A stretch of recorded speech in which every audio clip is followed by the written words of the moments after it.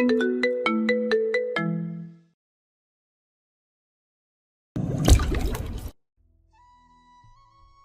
কিচ্ছু বলল না, অনিমেষ তাকিয়ে আছে ঈশানের মুখের দিকে। ঈশানই জবাব দিল, তোর চিন্তা যেমন হবে রাগ হবে, তাই না? কথা দিয়ে হুট করে কেন এভাবে চলে গেল? হবে। তখন শুরুতে হয়তো রেখে এটাও ভুলে যাবি মানুষটা কোন লজিক্যাল কারণে হার যেত না। ঈশানের মুখের মলিন হাসি এবার প্রশস্ত হলো, মাথা ঝাঁকালো। এক্স্যাক্টলি, একটাই পয়েন্ট। শুরুতে কোনো কমিটমেন্ট ছিল না, কথা দেওয়া ছিল না, রাগ হয়নি। পরেরটাই ঠিক রাগ হলো। গভীরে দেখলি না, দুম করে রেগে গেলি। ভালোবাসি শব্দ বলার সাথে এটা সম্পর্ক? যতদিন চুপচাপ কোনো শব্দ ছাড়া ভালোবাসা অনুভব করে যাবি, ততদিন সুখ, সুখ আর সুখ। যে মুহূর্তে ভালোবাসার শব্দটা শুনবি, সেটা অভ্যস্ত হবি। সামনের মানুষটা হুট করে হারিয়ে গেলে তাকে বেঈমান বলবি, তাই নয় কি? হয়তো হারিয়ে যাওয়ার পেছনে নিগুড় রহস্য জানার কথা ভাববি না। তার কারণ এই ম্যাজিক্যাল শব্দ তোকে ম্যাজিক করে ফেলবে। তোর মাথায় ঘুরবে মানুষটা তোকে ভালোবেসে বলছিল, তারপরও কেন চলে গেল? দোষটা আদতে শব্দটার। এটার অনেক জোর ক্ষমতা, আটকে ফেলার ক্ষমতা, দুর্বল করে ফেলার ক্ষমতা।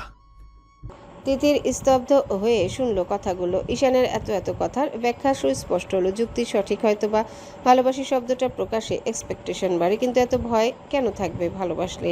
আমরা এত দূর অবধি ভাবছি কেন ঈশান ভাই? জীবন সুদূর প্রসারী, তাই।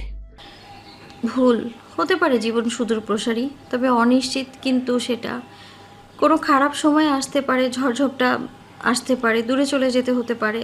আর আজ থেকে 10 বছর পর এটা ভেবে আমাদের দিনটা নষ্ট করা চূড়ান্ত বোকামি, মূর্খতা। আপনি 10 বছর পর বেঁচে থাকবেন কিনা সেটাই তো নিশ্চয়তা নেই। ঈশান স্থির নয়নে তাকিয়ে থাকে মেয়েটার দিকে। এখন কণ্ঠে আর বাচ্চা বাচ্চা আহ্লাদি ভাব নেই, পুরোদস্ত নারী লাগছে, ম্যাচিউর কণ্ঠ। আপনার যুক্তি সঠিক ঈশান ভাই। আমরা ভালোবাসি না বলে কাটিয়ে দিতে পারি অনন্তকাল, তবে শব্দটা বলা মাত্র অন্যরকম অধিকার বোধ আসে, আশা আকাঙ্ক্ষা ভর করে। তোর প্রকাশ না করাটা কোনো সমাধান নয়। আপনি যেটা বললেন ভালোবাসি না বললেও ভালোবাসা যায়, যায় তো অবশ্যই যায়। যে আপনাকে ভালোবাসবে সে কখনো মুখ ফুটে একটা শব্দ উচ্চারণ না করলেও আপনি বুঝবেন তার ভালোবাসা। ভালোবাসা টের পাওয়া যায় ঈশান ভাই। একবার ভালোবাসলে মানুষ অনেক কিছু বোঝার ক্ষমতা রাখে। তখন এটা মেটার করে না শব্দটা আপনি বললেন নাকি বললেন না।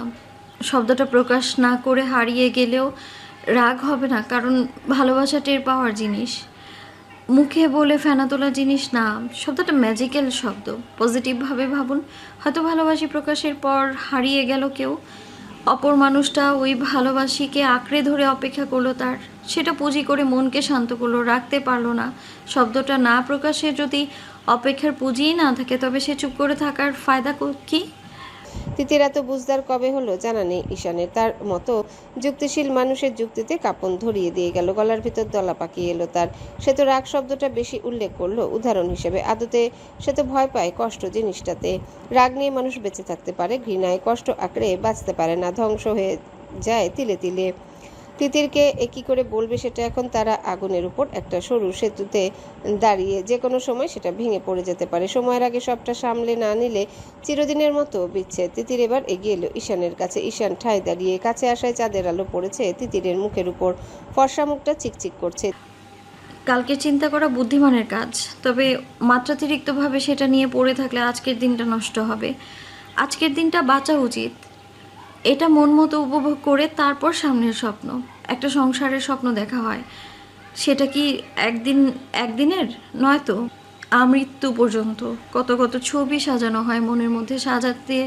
সেটা সাজাতে হলেও তো আজ থেকে শুরু করতে হবে।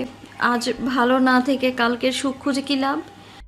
এত যুক্তি কোথাতেই শিখলি? মন থেকে বেরিয়ে এলো। আমাকে আর পরপর মনে হয় না? কখনো খুব নিজের মনে হয়, কখনো ওই চাঁদটার মতো মনে হয়। ভালোবাসার শব্দটা অনেক ভার তিতির। নাটক সিনেমা দেখে যতটা ফ্যান্টাসি লাগে, আদতে পটটা অত সমতল নয় কিন্তু। ধ্বংস, কষ্ট, কান্না সব মিশে একাকার ভালোবাসার মধ্যে। সে ভয় দূরে চলে যাব? কাল বেঁচে থাকবো তার নিশ্চয়তা দিতে পারবেন? পুনর্জন্ম নেই ঈশান ভাই। এ জীবনে না পেলে জন্মের মতো বিচ্ছেদ। পাপ পুণ্যের জীবনে পরকালে স্বর্গ নরকের হিসেব চুকিয়ে কতদিন এই আবার আল্লাহ মেলাবে তা কে জানে, বা আদৌ মিলন হতে দেবে কিনা। তিতিরের তীব্র অধিকার বোধে নড়ে চড়ে উঠল ঈশান। মেয়েটার মধ্যে এতদিনের ভুল বোঝাবুঝির বিন্দুমাত্র রেশ নেই, কোনো রাগ নেই, আক্ষেপ নেই। চোখের দৃষ্টিতে ঈশানকে ভালোবাসে এটাই বোঝাতে ব্যস্ত। তুই কি আমার মুখে ভালোবাসা শব্দটি শুনতে অনেক উতলা তিতির? তিতির মৃদু হাসলো।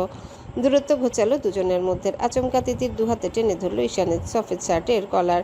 দুপায়ে ভর দিয়ে উঁচু হলো। ঈশানের এক হাত অজান্তে চেপে ধরল তিতিরে লতানো কোমর। তিতির গ্রীবা উঁচে ঈশানের কর্ণকুহরের কাছে মিষ্টি সুরে গেয়ে উঠল।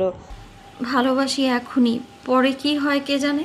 ঈশানের হার্টবিট মিস করলো একটা। মেয়েটার গলায় এর আগে একদিন গান শুনেছিল, একদম প্রথম দিন, যেদিন স্টেশন থেকে তিতিরকে নিয়ে এলো বাড়িতে। বারান্দায় ভেজা চুলে হিন্দি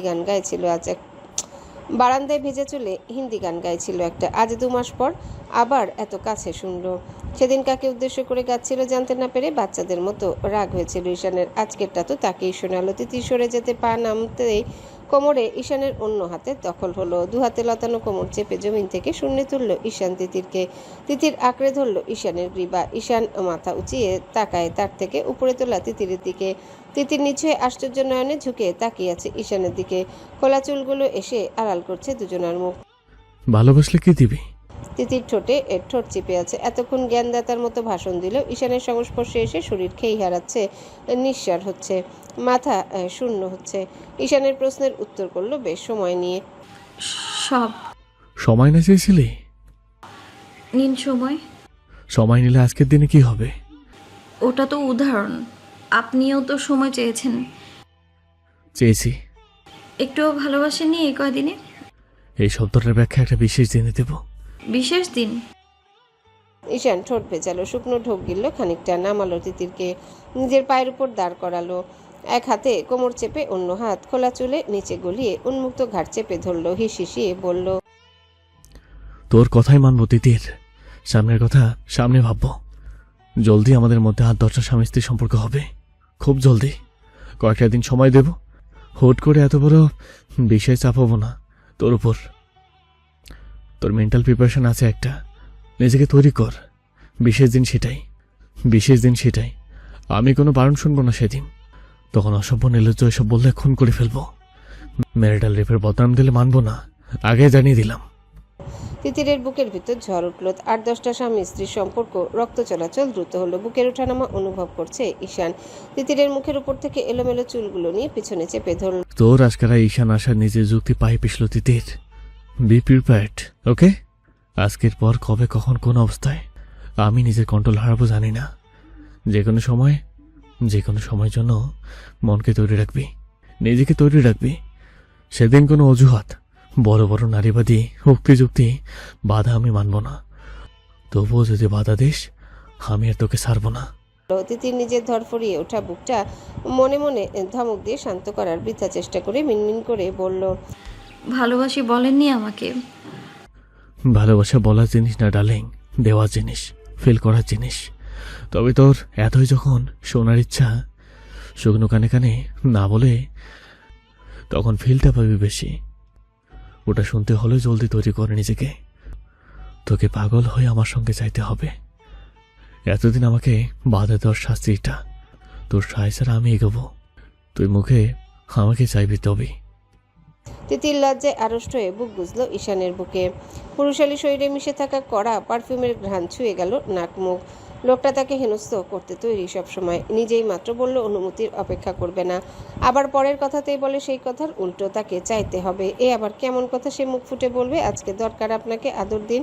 ইস্কি লজ্জার কথা। লোকটা যদি নিজের শেষ কথাটি স্থির থাকে, এ জীবনে স্বামী স্ত্রীর সম্পর্ক হবে না, সে থোড়াই বলতে পারবে মুখ ফুটে। তিতিরের লাজুকতায় হাসলো ঈশান, শক্ত করে ধরলো কোমর জড়িয়ে। হাসকিশোরে বলল, চিন্তা নেই, আমার দুটো কথাই থাকবে, কিন্তু তোকে পাগল করার দায়িত্বটা আমার। এতটাই পাগল করবো নিজ থেকে উৎপাদের মতো চাইবি। আমার সব লজ্জা ফুলে লজ্জা ভাঙতে কাছে টানবি।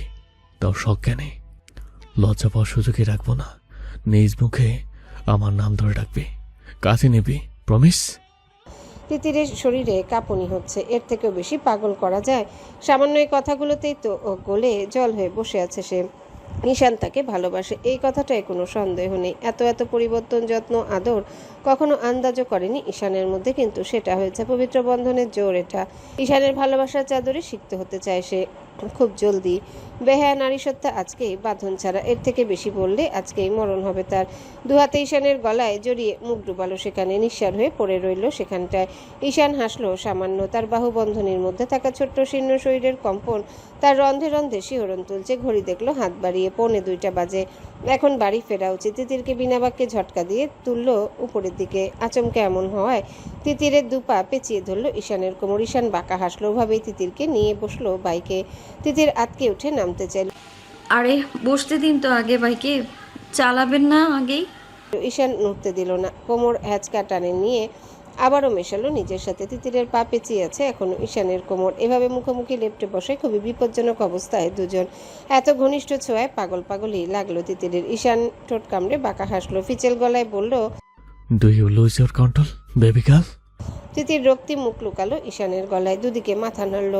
ঈশান ঘ্রাণ টানলে তিতিরের চুলের হাসকি স্বরে বলল, যেভাবে মিশে আছিস, পজিশনটা খেয়াল করছিস?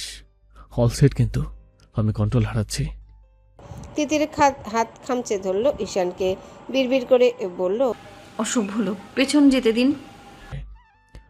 আগুনে ছ কেন জানি ভালো লাগছে। Give me warmth, it's feels good. ঈশানের একের পর এক ঝলসে দেওয়া কথায় পিষ্ট হচ্ছে তিতিরের নারী সত্তা। ঈশান ঠিকই বলেছে, লোকটা পাগল বানাতে এক্সপার্ট। অসভ্যের মতো কথা কাজ কারবার করে ঘায়াল করে তাকে। এমন চলতে থাকলে ইচ্ছে করে ধরা দিয়ে ফেলবে সে। কি লজ্জার হবে সেটা। ঈশানের গলায় মুখ গুজে আছে তিতির, দুহাতে জড়িয়ে ধরে আছে মানুষটাকে। রাত গভীর থেকে গভীর হচ্ছে, ঘোর অন্ধকার চারিদিকে। আঁকাবাঁকা রাস্তায় শব্দ করে ছুটছে ঈশানের বাইক। তিতির পিছনে বসার জন্য কতবার যে অনুরোধ করেছে এই আত্মা নেই তার। ঈশান মোটেও বাইক থামায়নি, বরং যতবার তিতির বলেছে সে ততবার হ্যাচকা টানে মিশিয়েছে নিজের সাথে। এমনিতেই এ গভীর স্পর্শ লেগে আছে দুটো উত্তপ্ত শরীর, তার উপর দিশেহারা অবস্থা তিতিরের। ঈশান ঘন ঘন শ্বাস ফেলছে শুরু থেকে। তিতিরকে এই মুহূর্তে নিজের থেকে সরাতে পারবে না, পুড়ে যাচ্ছে ভিতরে ভিতরে। পথটাও যেন আজকে শেষ হচ্ছে না। দুজনই টের পাচ্ছে দুজনের এলোমেলো অবস্থা। ঈশান স্থানকাল পায়ে পিষে এখনই নিজের করে নিলে বোধহয় শান্তি পায়। তিতির লজ্জায় কুকড়ে যাচ্ছে একেবারে। নিজেদের এলাকার রাস্তায় চলছে বাইক, শুনশান নীরবতা, এক হাত দূরের কিছু দেখার মতো আলো নেই। আকাশের চাঁদ তারা ডুব দিয়েছে বহু আগে। বাইকের আলোতে রাস্তা হাতড়ে চলছে ঈশান। তিতির নড়ে চড়ে উঠতে কড়া ধমক শোনা গেল ঈশানের। নাড়াচাড়া করছিস কেন? বললাম না স্ত্রীর বসে থাকতে সমস্যা হয় আমার। তিতির মুখ তুলল, মিনমিনে গলায় বলল, আমাকে পেছনে বসতে দিলেই। আচমকা ব্রেক কষলো বাইকটা। তিতির আটকে উঠে পেঁচিয়ে ধরল ঈশানকে, আশেপাশে তাকালো। বাইক থেমেছে তাদের এলাকার রহমান চাচার চায়ের টং ঘরের সামনে। পাশে 100 বছরের পুরনো বটগাছটা মাথা তুলে দাঁড়ানো। অন্ধকারে ভয়ঙ্কর লাগছে সেটাকে। তিতির ভয়ার্ত কণ্ঠে শুধালো, থামালেন কেন, তাও এমন একটা জায়গায়? তিতির ভয় পাচ্ছে, পাবে না আবার। এত বছরের পুরনো একটা গাছ, ভূত প্রেতের কথা লোকজনের মুখে শুনে নিশুতি রাতে এমন একটা জায়গায় ব্রেক করায় ভয় বিরক্তিতে ছেয়ে গেল তিতিরের মুখটা। দোকানের কোনো একটা ছোট্ট লাইট লাগানো, টিম টিম করে জ্বলছে সেটার লাল আলো। সেটার আলো ছটা এসে পড়ছে তিতিরের ভয়ার্ত মুখে। চোখে মুখে রাজ্যের অস্বস্তি মেটার। ঈশানের গ্রীবা আঁকড়ে এদিক ওদিক তাকাচ্ছে। ঈশান দুহাত তিতিরের কোমরে চেপে উঁচু করে পিছিয়ে বসালো। তিতির আরও ঘেঁষে আসতে চাইলো, আর্তনাদ করে বলল, এতক্ষণ তো পারলে আমার শরীরের ভিতরে ঢুকে যাচ্ছিলেন, এখন সরিয়ে দিচ্ছেন কেন? ভয় পাচ্ছি তো আমি। ঈশান বাঁকা হাসলো, এক হাতে তিতিরের রেশমের মতো সিল্কি চুলগুলো সামনে থেকে ঠেলে পিছনে দিতে দিতে বলল, তা অবশ্য চাচ্ছিলাম, এখনো চাচ্ছি কি? তোর ভেতরে ঢুকে যেতে। লাগাম ছাড়া নির্লজ্জ কথা। এরকম পরিস্থিতিতেও লজ্জায় শরীর কাঁপল তিতিরের। মুখটা কঠিন করার চেষ্টা করে বলল, এটা এসব ফালতু বকার সময় বা জায়গা? আজকাল কি যেন হয়েছে ঈশান আশাদের, তোর সাথে থাকতে থাকতে সব জায়গায় ওইসবের জায়গা করে নিতে ইচ্ছা হয়। ছি, কী সব কথাবার্তা! আমার রুচিতে এরকম অবস্থায় একটা ভূতরে বটগাছের নিচে বসে আপনার ওইসব কাজের আজে বাজে চিন্তা আসে মাথায় কি করে আপনার? ঈশানের মুখটা কপট আশ্চর্যতায় ভরে উঠল। চোখে মুখে রাজ্যের ভালো মানুষই এনে বলল, কিসের কথা ভাবলি তুই? আমি তো ঝগড়ার কথা বললাম। তিতিরের মুখটা চুপসে এলো। ঈশান যে তাকে কথার প্যাচে ফেলে লজ্জা দিচ্ছে তা স্পষ্ট। বুঝে শুনে তার অন্তত কথা বলা উচিত মানুষটার সামনে, না হলে কথায় কথায় অস্বস্তিতে পড়তে হবে। তিতির সামান্য কাশি দিয়ে গলা পরিষ্কার করে বলল, আমিও সেটার কথাই বললাম, তবু এটা তো ঝগড়া করার জায়গা নয়। বললামই তো, তুই যদি চাস সব জায়গাতে আমি। তিতির দুহাতে নিজের কান চেপে ধরল। আর কথায় পিষ্ট করবেন না, চলুন না। ঈশানের মধ্যে সেসবের কোনো লক্ষণ দেখতে পাওয়া গেল না। বাঁকা হেসে উল্টো হাসকি স্বরে বলল, তোকে লাস্ট রাফলি কিস কবে করেছে তিতির? কান ঝাঁঝা করে উঠল মেয়েটার। ঈশানকে মনে মনে সহস্রবার গালি দিয়ে উঠল তিতির। এটা কোনো প্রশ্ন? মরে যাবে এই লোকের সাথে সংসার করতে গেলে। 24 ঘন্টা 23 ঘন্টায় লজ্জায় মুখ লুকিয়ে রাখতে হবে। তিতিরের মুখে কোনো শব্দ না পেয়ে ঈশান বলল, বলি না কবে করেছিলাম আমি? এর মধ্যে হয়েছে হালকা পাতলা। এই যেমন কাল তো তুই। তিতির নিজের হাত নিয়ে চেপে ধরল ঈশানের মুখ। ঈশান খেয়াল করলো নরম হাতটা থরথর করে কাঁপছে। মনে মনে নিজের হাসি আটকে ভ্রু তুলে জিজ্ঞাসা করলো, কাঁপছিস কেন? ভূতের ভয়ে? নাকি কাল আমাকে নিজ থেকে তুই কিস করেছিস সেটা মনে করে? পয়েন্টে পয়েন্টে ধরে ফেললো লোকটা। কাল যা করেছে সেটা মাইকিং করতে হবে এখন? তার কথাতেই তো করলো। সিগারেট ছাড়তে এমন আজগুবি শর্ত দিচ্ছিল, না মানারও উপায় ছিল না। একটা মানুষ দিনে 1-2 প্যাকেট সিগারেট শেষ করলে ফুসফুস ধ্বংস হতে কতদিন? তিতির বিরক্ত গলায় বলল। আপনি বড্ড ঠোঁটকাটা ঈশান ভাই। ঈশান অশ্লীল হাসলো। গা শিরশির করে ঈশানের এই হাসি দেখলে তোলপাড় শুরু হয় বুকের ভিতরে। পিচেল গলায় বলল, আমি এই বিষয়টা জানতাম না। এত বড় একটা গুণ যে আমার কাছে আছে বিয়ের পর টের পেয়েছি। তিতির মুখ ভেঙালো। টিমটিমে আলোয় সেটা ধরা পড়ল ঈশানের চোখে। অদেখা হাসলো সে। বারবার কামড়ে ধরা দরুন মেয়েটার কমলার কোয়ার ন্যায় অধৈর্যরা ভেজা লাল হয়ে গেছে। রক্ত ঠিকরে বের হয়ে আসছে যেন। আলো এসে পড়ায় আরো চিকচিক করছে সেটা। চুম্বকের মতো কাছে টানছে ঈশানকে। শুকনো ঢোক গিলল ঈশান। নিচের ঠোঁট কামড়ে নরম গলায় বলল, আমি সিগারেট ছেড়ে দিয়েছি। কালকের পর একটাও খাইনি। ঈশানের মুখের দিকে তাকালো তিতির। কণ্ঠে কেমন একটা আকুলতা। সিগারেট না খেতে পারার কথাটা এমনভাবে বলল যেন কষ্টই হচ্ছে। অবশ্য হওয়ারই কথা। এত ডিপ একটা অভ্যেস একদিনে ছাড়া মুশকিল। তিতিরও নরম গলায় জিজ্ঞাসা করলো, ক্রেভিং হচ্ছে? ওপর নিচ মাথা নাড়ল ঈশান। হচ্ছে বুঝালো। দীর্ঘশ্বাস ফেলে আশেপাশে তাকালো। ঘোর অন্ধকারে কিচ্ছু চোখে পড়ার মতো নয়। বাতাসের তীব্রতায় প্রাচীন বটগাছটার আয়ু শেষ হয়ে আসা পাতাগুলোর বর্ষণ হচ্ছে তাদের উপর। অদূরে দোকানের লাল আলোর বর্ণালীর ছোঁয়ায় দুটো মানবী একে অপরের মুখোমুখি। ঈশান কেমন অসহায় কণ্ঠে বলল, খুব ক্রেভিংস হচ্ছে, তবে সিগারেটের না। তিতিরের বাঁকানো ভ্রুজোড়ার মধ্যে সরু ভাঁজ পড়ল একটা। ঠোঁট উল্টিয়ে প্রশ্ন করল। তাহলে? ঈশান চুপ করে থেকে আচমকায় আঙ্গুল ছোঁয়ালো তিতিরের ঠোঁট জোড়ায়। জোরে জোরে শ্বাস নিতে নিতে বলল, যে সত্যি সিগারেট ছেড়েছি সেটার। কথাটার মানে বুঝতে পেরে তিতিরের দম আটকে এলো। ঈশানের কামুক দৃষ্টির তীক্ষ্ণ তীর বিদ্ধ হচ্ছে তার বুকের বাপাশে। বাতাস প্রচণ্ড এলোমেলো করে দিচ্ছে দুজনকে। বাইকের উপর স্থির চোখে মুখোমুখি দুজন। তিতির কি বলবে বা করবে ভেবে পেল না। আশেপাশে তাকালো একবার। কাকপক্ষীও নেই, থাকবেই বা কি করে এখন যে মাঝরাত। এরই মধ্যে আবার শুনতে পাওয়া গেল ঈশানের কণ্ঠ। ক্রেভিংস হচ্ছে তিতির, খুব ক্রেভিংস হচ্ছে। দিবি?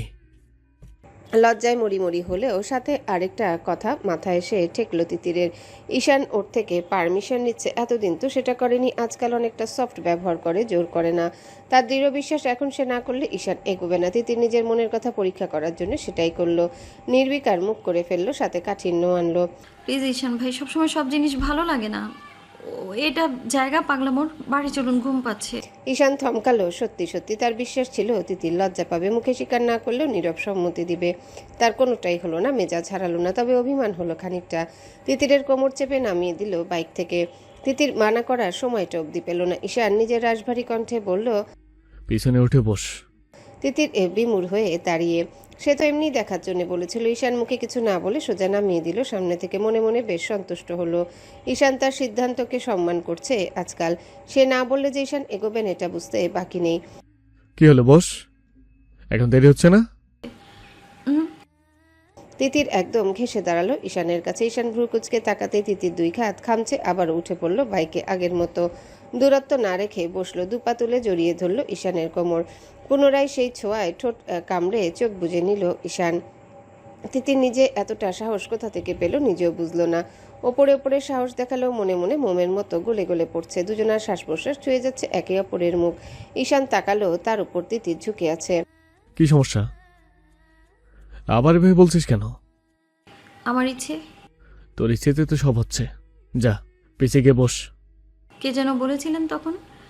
ঈশান চট করে তাকালো ওর দিকে। মেয়েটার মুখে স্পষ্ট লেখা দেখতে পেল অনুমতির। পুরুষালী শরীর খেই হারালো, তবে মুখে বলল, ডু ইট। হ্যাঁ। যেটা বলেছিলাম সেটা কর। ক্রেভিংস মেয়েটা আমার। তিতির মুখ সরিয়ে নিল অন্যদিকে, আমতা আমতা করে বলল, আ- আমি বারবার নিজে থেকে পারবো না। আমি করলে প্রবলেম, নিজেও করবি না, তাহলে কিছুই তো হবে না আমাদের মধ্যে। সংসারটা করবি কি করে তিতির? তিতির জবাব দেয় না। দুই হাতে সে ঠেকেছে ঈশানের শার্টের বোতামে, দু হাতে সেটা নিয়ে নাড়াচাড়া করছে সে। ঈশান ওই বাচ্চা বাচ্চা মুখের টানা সহ্য করতে পারল না। এক হাতে তিতিরের কোমর চেপে নিজে পিছিয়ে বসলো খানিকটা।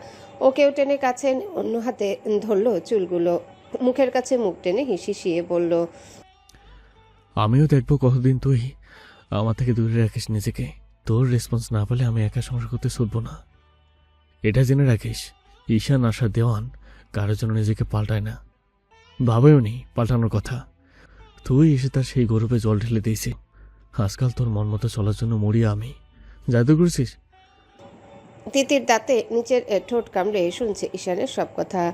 ঈশানের তপ্ত শ্বাস প্রশ্বাস এসে আঘাত আনছে তার কণ্ঠদেশে। শক্ত হাত মুঠো করে পেঁচিয়ে আছে তার চুলগুলো। ঈশান চুলের মুঠো ধরে তিতিরের মাথাটা খানিক পিছনে হেলিয়ে নিজের ললাট স্পর্শ করলো তিতিরের কণ্ঠদেশে। তিতিরের ছোট্ট নারী দেহ আন্দোলিত হচ্ছে, তপ্ত নিঃশ্বাস নাক মুখের ছোঁয়া লাগছে তার দুর্বল জায়গায়। ঈশান আবারও সেই হিসিয়ে বলল, আমাকে মাঝে মধ্যে তোর কাপুরুষ মনে হয় না তিতির? মনে হয় না যে তোর কাছে এলে আমার শুধু তোকে পাওয়ার বাসনা জাগে মনে? পাগল হয়ে যায় কেন? তোকে ছুঁয়ে দিতে মরিয়া হয়ে যায় কেন? ভাবিস না? ভাবিস বল? তখন নিশ্চয় আমাকে কাপুরুষ চৈত্রীন ভাবিস। তিতির ঈশানের এমন কথায় কোনো মতে দুদিকে মাথা নাড়ে। এটা সে মন থেকে কখনোই ভাবেনি। ঈশান যতই খারাপ ব্যবহার করুক, শুরুতে রুষার কথা মনে হয়ে তখন এসব মনে হতো। ঘৃণা লাগতো নিজের উপর, সম্পর্কের উপর, রাগ হতো ঈশানের উপর। কিন্তু যেই মুহূর্ত থেকে ঈশান বিশ্বাস করেছে সব মিথ্যা, সেসব যেই মুহূর্তে নিয়াজ ভাই বলেছে সে ছাড়া কোনো নারীকে ঈশান স্পর্শ করেনি অন্যভাবে, সেই মুহূর্ত থেকে সেসব অস্বস্তি কাটতে শুরু করেছে। ঈশানের পরিবর্তন সে দেখছে, নিজের মনেও ঈশানের জন্য অনুভূতিগুলো জোরালো হচ্ছে। ঈশান মুখ তুলল, হাতে বাঁধনো হালকা করলো। তিতির স্বাভাবিকভাবে সোজা হতে কঠিন গলায় বলে উঠল, লুক এট মি তিতির, তাকা আমার দিকে। তিতির বাধ্য মেয়ের মতো চোখ খুলল। ঈশানের ঘোলাটে হয়ে আসা চোখে দৃষ্টি রাখলো। এই দৃষ্টি গভীর থেকে গভীরে তলিয়ে যেতে আজকাল প্রস্তুত লাগে নিজেকে। ঈশান গম্ভীর গলায় বলল, আমাকে যা খুশি ভাবতে পারিস, আমি তোর হাজবেন্ড। তুই আমার জন্য বৈধ, একদম হালাল। তবে যে কোনো সম্পর্কে এগোতে গেলে মনটা মিলাতে হয় আগে। আমি জানি আমাদের শুরুটা অন্যরকমভাবে শুরু হয়েছিল, এটা কথা আমি আগে বলেছি, তবু আবার বলবো। তুই যদি আমাদের ফার্স্ট নাইটে আমার বলার কথা জেদ ধরে আমার কাছে আসতে ইতস্ত করিস, সেটা আমার জন্য যন্ত্রণাদায়ক। আমি জানি সেদিনের তোকে দেওয়া কষ্টের কাছে আমার আক্ষেপ কিছুই না, তবু সরি।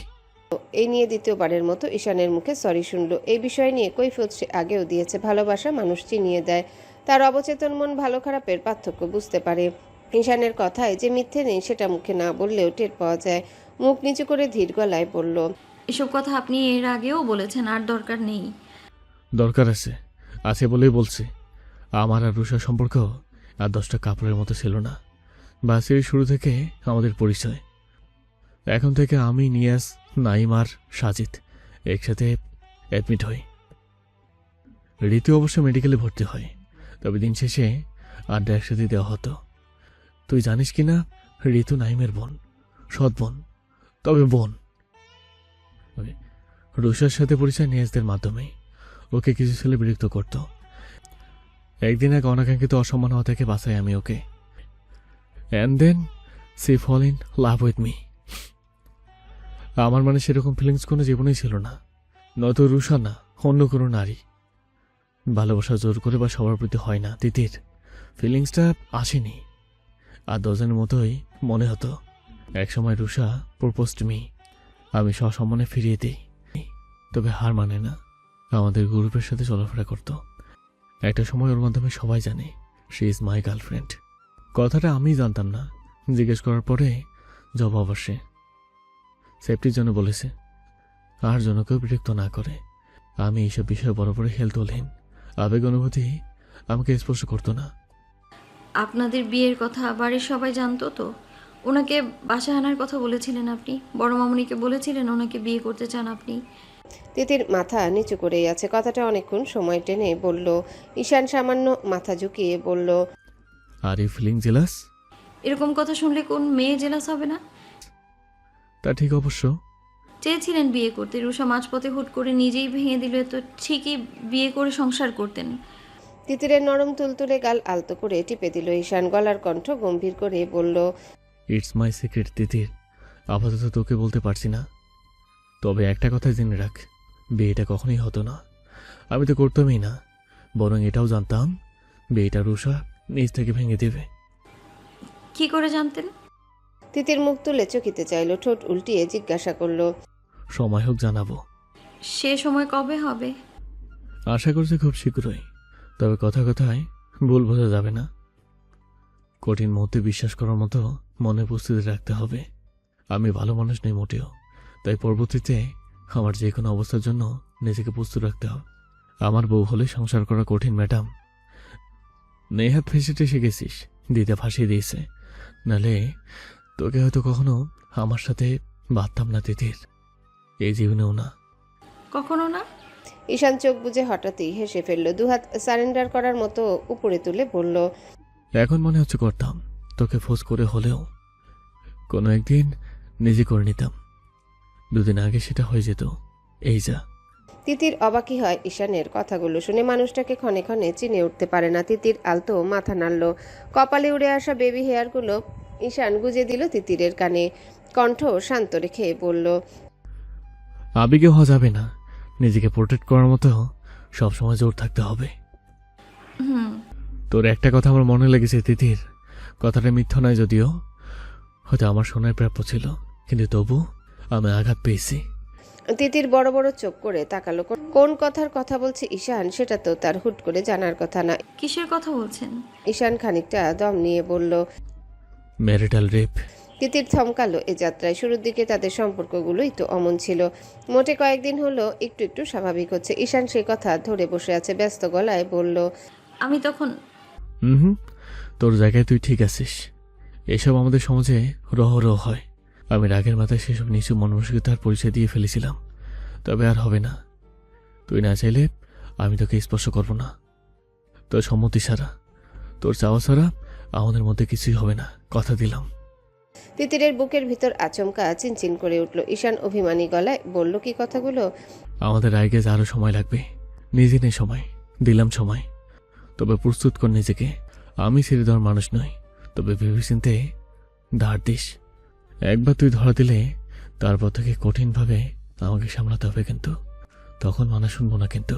তিতির লজ্জায় আড়ষ্ট হলো। ঈশান মৃদু হাসলো। এবারে চুলের নিচে হাত গলিয়ে তিতির মাথা এনে ঠেকালো নিজের বুকে।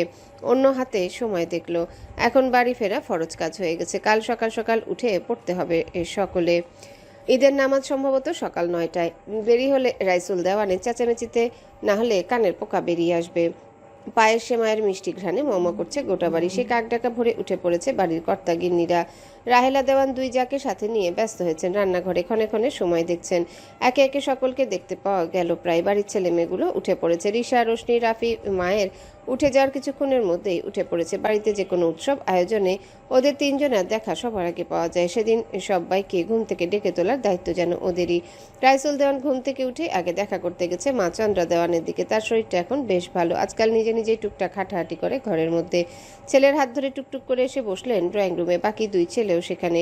নয়ন ঘুম থেকে উঠে নিচে নামতে রিক্তা ছেলেকে পাঠিয়েছে কিশমিশ আনতে। গতকাল ঈদের বাজারের ফর্দে ভুল করে লেখা হয়নি সেটা। রাইসুল দেওয়ান মহা ক্ষেপে আছে সেই কারণে। ঈদের একটা দিন সকাল সকাল ছেলেটাকে বাজারে পাঠাতে হবে। কোথায় কোন দোকান খুঁজে নিয়ে আসতে হবে কে জানে। নুরি বিছানা ছেড়ে এসে জানালার পর্দাগুলো সরিয়ে দিল। হাতের ব্যথায় টনটন করছে। একদিন আগের ক্ষত, এত জলদি ঠিক হবে নাকি? গতরাতে জোর করে বন্ধে দিয়ে দেওয়া মেহেদির দিকে তাকালো। গাঢ় রং হয়েছে সেটার। অন্য বছর হলে বেশ উৎসাহ নিয়ে ছুটত সবাইকে দেখাতে। বোনদের মধ্যে প্রতিযোগিতা হতো কার হাতের মেহেদি কতটা সুন্দর, কারটা বেশি গাঢ়। এবার সেসবের ব্যতিক্রম। তার মন এসবে টানছে না কিছুতেই। রিশার ডাকে ঘুম ভেঙেছে তার। ফ্রেশ হয়ে লম্বা হাতার একটা জামা পরে নিল। হাতের ক্ষতটা যতবার দেখে ততবার তিক্ত সব বিষয় মাথায় এসে হানা দেয়। চিরুনি হাতে নিতেই ঘরের মধ্যে ঢুকলো নিশি। বিনা বাক্যে এসে বোনের হাত থেকে চিরুনিটা নিয়ে আঁচড়ে দিল চুলগুলো। হাতের ব্যথা কেমন এখন? একটু কমেছে। গোসল দিবি কি এখন? শ্যাম্পু করিয়ে দিয়ে তাহলে আমি গোসলে যেতাম। এখন দিতে চাচ্ছি না। ঠিক আছে। হাতের কাজটা শেষ করে নিশি চলে যেতে উদ্যত হতে পিছন থেকে কান্না মাখা ডাক শুনল। বড় আপু। নিশি দাঁড়ালো, স্বাভাবিক মুখে ঘুরেও তাকালো। হুম। নুরি এ যাত্রায় হুড়মুড়িয়ে এগিয়ে এলো একেবারে বোনের সামনে। অন্য হাতে চেপে ধরলো নিশির হাত, টেনে নিল নিজের দিকে। ছলছল করছে নিজের চোখ। কান্নাটকে নরম গলায় বলল, তোমরা কি আমার ওপর খুব রেগে আছো? কথা বলছো না কেন ভালো মতো? নিশি হাত ছাড়িয়ে নিল ধীর হাতে, স্বাভাবিক গলায় বলল, তুমি যেটা করেছো তারপরেও আর 10টা দিনের মতো হিহি করে গল্পগুজবের অবস্থান নেই নিশ্চয়ই। নুরির চোখের পানি এবারে গড়িয়ে পড়ল। কান্না বাদ মানল না। নিশি চোখ সরিয়ে নিল সেখান থেকে। কণ্ঠ সামান্য দৃঢ় করে বলল, জীবনে ভালো খারাপ সব মুহূর্ত আসে, একা একা সেটা সমাধান খোঁজা বোকামি। সব সমস্যার সমাধান একা হাতে হয় না। তোর একবারও মনে হলো না যে সমস্যাই হোক তোর পরিবার, তোর ভাই বোন এরা তোর পাশে থাকবে? খুব কঠিন মুহূর্তেও যদি শেষমেশ কেউ পাশে থাকে সেটা নিজের পরিবার নড়ি। তাদের করা কথাই হয়তো খারাপ লাগবে, আমরা ভাবি পরিবারও পাশে রইলো না। এটা ভুল। তোর যেমন দোষ ওই মুহূর্তে তাদেরও তেমনই কষ্ট হয়। আক্ষেপ থেকে তারা কটু কথা শোনায়, পাশ থেকে সরে যাওয়ার নিয়তে নয়। সুতরাং দিন শেষে যা হবে তার পরিবারকে জানিয়ে রাখাই ভালো। অন্তত আমাকে বা মেজুমাকে একবার জানাতে পারতিস, আমরা যে কোনো মূল্যে সলভ করতাম। যেটা করতে গিয়েছিলি সেটা কোনোভাবে সমাধান হতেই পারে না। নুরি মাথা নিচু করে ফুপিয়ে কেঁদে যাচ্ছে। বোনের একটা কথাও ভুল নয়, একটা শব্দও নয়। সে কি করে ফেলেছে মনে হতেই অপরাধে কুণ্ঠিত হচ্ছে। আমার ভুল হয়ে গেছে আপু। হয়েছে খুব বড় ভুল। আমরা সকলে কতটা মানসিক কষ্টে গিয়েছে আন্দাজ আছে তোর? সরি। নিশি দীর্ঘশ্বাস ফেলে নরম গলায় বলল, আমি জানতে চাইবো না কি বা কেন। Take your time. যদি কখনো মনে হয় শেয়ার করা যায় নির্দ্বিধায় আবুর কাছে চলে আসবে তখন। সব সময় আমরা তোর পাশে আছি যে কোনো পরিস্থিতিতে। দরজায় জোরে সোরে কড়া নাড়ার শব্দ পেয়ে লাফিয়ে উঠে বসলো তিতির। ঈশানের হাত তার কোমর চেপে ধরেছিল বিধায় ঘুমন্ত ঈশান বিরক্ত হলো। ঘুমের ঘোরে চোখ মুখ কুচকে ফেললো। তিতির এক নজর দেখলো ঈশানকে। ধীরে সুস্থে পেটের উপর থেকে হাত সরিয়ে নেমে এলো বিছানা থেকে। ওড়না খুঁজলো ব্যস্ত চোখে। খুঁজতে খুঁজতে সেটার অংশ দেখলো ঈশানের শরীরের নিচে। ওটা এখন বের করতে গেলে নির্ঘাত ঘুম ভেঙে যাবে। কত বাজে? এত সকালে ডাকছে? ঘুমোলেই তো ঘন্টাখানেক আগে। চোখ ডলতে ডলতে অন্য একটা ওড়না গায়ে জড়িয়ে দ্রুত পায়ে দরজা খুললো। রাফিরা দাঁড়িয়ে। তিতির বাইরে গেল ওদের ঠেলে ঠুলে। দরজা হালকা চাপিয়ে দিয়ে ধীর গলায় বলল, কত বাজে? এখনই ডাকতে এসেছিস? তিনজনই গাল ফোলালো। ঈদের দিন সকালে তাদের নরম সরম বারবির কঠিন কণ্ঠ পোষালো না তাদের। তিনজনই একস্বরে বলল, ঈদ মোবারক বারবি। আজকের দিনে ধমক দিলে তুমি আমাদের। তিতির দাঁতে জিভ কাটলো। কাঁচা ঘুম ভেঙে যাওয়ায় একটু কণ্ঠ অন্যরকম শোনাচ্ছে। ভাই বোনগুলো তাতেই অভিমান করে ফেলেছে। হাঁটু গেড়ে বসে পড়লো। ছোট্ট রাফিকে কোমর ধরে টেনে নিজের দিকে আনলো। ওকে টানতেই ঋষা রোশনিও ঘেসে আসলো। তিতির আহ্লাদি গলায় বলল, খুব সরি, একটু বকা দিতে চাইনি। ঈদ মোবারক আমার বিড়াল ছানারা। অভিমান মোটেও গেল না। রোশনি ঠোঁটে অভিমানী গলায় বলল, তাহলে ঈদ মোবারক আগে না বলে ওটা বললে কেন? ফিক করে হেসে ফেললো তিতির। আহ্লাদি এক একজন গাল টিপে দিল রোশনির। ঘরের দিকে ইশারা করে বলল, বড় ভাইয়া ঘুমাচ্ছে তো, কাল সারা রাত ঘুমায়নি। সবে তো সকাল 6টা, আর একটু পরে উঠুক। ঋষা সেই কথা শুনে সুন্দর মতো পরখ করলো তিতিরকে। আগ্রহ গলায় জানতে চাইল। তুমিও সারা রাত ঘুমাওনি তাই না বারবি? তিতির ভ্রু উচালো দুবার। কিরে, টের পেলো আমার ঋষা বুড়ি?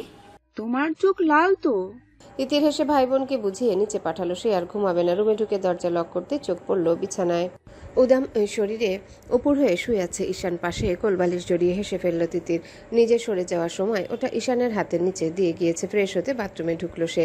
কাল রাতে ফিরতে ফিরতে 3টা পার হয়ে গিয়েছিল। বাড়ি এসে ফ্রেশ হয়ে ঘুমাতে যেতে যেতে আরও ঘন্টাখানেক। তার নিজের যদিও বাড়ি আসলো বেশি বেলা অবধি ঘুম হয় না। তবুও আজকে একটু ঘুমাতো যদি না বিচ্ছুগুলো এত সকাল সকাল টেনে না তুলতো। কাজের মেয়েটা সকাল সকাল সব রান্নাবান্না গুছিয়ে শুরু করে দিয়েছে। রাহাত সকাল সকাল উঠে পড়েছে। মায়ের ঘরে এসে বসতেই অবাক হলো ভীষণ। মা আজকে তাকে চিনতে পারলো সাথে সাথেই। সব থেকে বড় কথা তার নাম ধরে ডাকছে। ছেলে বসতেই অচল হাতের আঙ্গুলগুলা নাড়ালেন তিনি। রাহাত ছলছল চোখে মায়ের হাত ধরল, মাথা ঝাঁকালো কি বলতে চায় সেটা বলার জন্যে। আমি কোথাও যাব না বাবা, দেশেই থাকবো। মায়ের দেশের বাইরে যেতে না চাওয়ার কারণ রাহাত জানে। নিজের দেশে নাকি মৃত্যু হলেও শান্তি। রানী বেগম বরাবরই যেতে নাকচ করে দিতেন। রাহাত মায়ের হাত ধরে নরম গলায় বলল, তা বললে হয় মা? ট্রিটমেন্টের জন্য যেতে হবে না? তাছাড়া কয়েকটা দিনেরই তো ব্যাপার। রানী বেগম দীর্ঘশ্বাস ফেললেন। তিনি জানতেন ছেলের উত্তর এটাই হবে। আদতে তার আর বাঁচার ইচ্ছে নেই। অচল মাকে কতদিন বয়ে বেড়াবে তার ছেলেটা? ওরও তো একটা জীবন আছে। আমাকে এবার যেতে দে বাপ, তোর জীবনটা গোছাতে হবে না? তুমি আমার জীবন মা, তুমি ছাড়া আর কে আছে আমার? আর আজকের মতো ভালো একটা দিনেও এ কথা বলছো? আজকে কি সেটা জানা নেই রানী বেগমের। জানেন আদতে মনে রাখতে পারে না। টুকটাক কিছু কিছু কথা মনে থাকে। কষ্ট করে ধীর গলায় ছেলেকে জিজ্ঞাসা করলো। আজকে কি? রাহাত হাসলো, মায়ের হাত কাছে টেনে বলল, ঈদ মুবারক মা, আজ ঈদ। দেখ, একদম মনে ছিল না। ঈদ মুবারক বাপ। রানী বেগম কিছুক্ষণ চুপ করলেন।